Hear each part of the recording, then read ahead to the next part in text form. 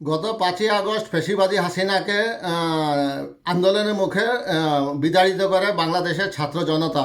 কাজে এই সরকার একটি বিপ্লবী সরকার, এটা যেন তেন সরকার নয়। এই বিষয়ে এক সাক্ষাৎকারে বলেছেন নাহিদ ইসলাম, তথ্য উপদেষ্টা। কমনওয়েলথ সরকারি মহাসচিবকে উপদেষ্টা নাহিদ বলেন, এটা বিপ্লবী সরকার, শুধু নির্বাচন দেওয়াই আমাদের কাজ নয়, আমাদের আরও অনেক কাজ হাতে রয়েছে, যেগুলো সম্পূর্ণ করেই আমরা তারপর নির্বাচন দিব, তারপরে ক্ষমতা ছাড়ব।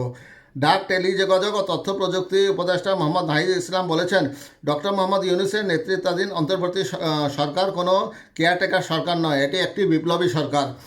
শুধু তাই নয়, নির্বাচন দেওয়া শুধুমাত্র নির্বাচন দেওয়াটাই এই সরকারের একমাত্র কাজ নয়। সোমবার সচিবালয়ে কমনওয়েলথের সহকারী মহাসচিব প্রফেসর লুইস ফ্রান্সিসের সঙ্গে সাক্ষাৎকালে এসব কথা বলেন তথ্য উপদেষ্টা। নাহিদ ইসলাম বলেন, অন্তর্বর্তীকালীন সরকার সারা পৃথিবী থেকে সমর্থন পেয়েছে, যা এখনও অব্যাহত রয়েছে। বর্তমান অন্তর্বর্তী সরকার কেয়ারটেকার সরকার নয়, এটি একটি বিপ্লবী সরকার। তিনি বলেন, অন্তর্বর্তী সরকার দেশকে স্বৈরাচারী বা অগণতান্ত্রিক শাসন ব্যবস্থা থেকে গণতান্ত্রিক ব্যবস্থায় ফিরিয়ে আনতে কাজ করছে। দেশের স্বার্থ রক্ষা হয় এমন যে কোনো কাজ করতে অন্তর্বর্তীকালীন সরকার প্রস্তুত। ইতিমধ্যে প্রাতিষ্ঠানিক সংস্কারের জন্য বিভিন্ন কমিশন গঠন করা হয়েছে। প্রাতিষ্ঠানিক সংস্কার শেষে নির্বাচন দেওয়া হবে। নাহিদ বলেন, জুলাই আগস্ট গণ অভ্যুত্থানে যে গণহত্যা হয়েছে তার বিচার প্রক্রিয়া চলমান আছে। এই বিচার প্রক্রিয়া নিরপেক্ষভাবে সম্পন্ন করতে কমনওয়েলথের সহযোগিতা প্রয়োজন।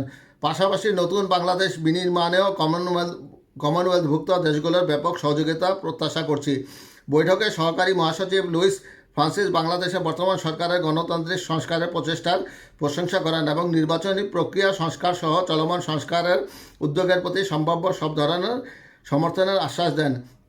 তিনি বৈষম্যমুক্ত, অন্তর্ভুক্তিমূলক এবং সমৃদ্ধ বাংলাদেশ গড়তে অন্তর্বর্তী সরকারের সঙ্গে কাজ করার জন্য কমনওয়েলথের অঙ্গীকারের উপর জোর দেন।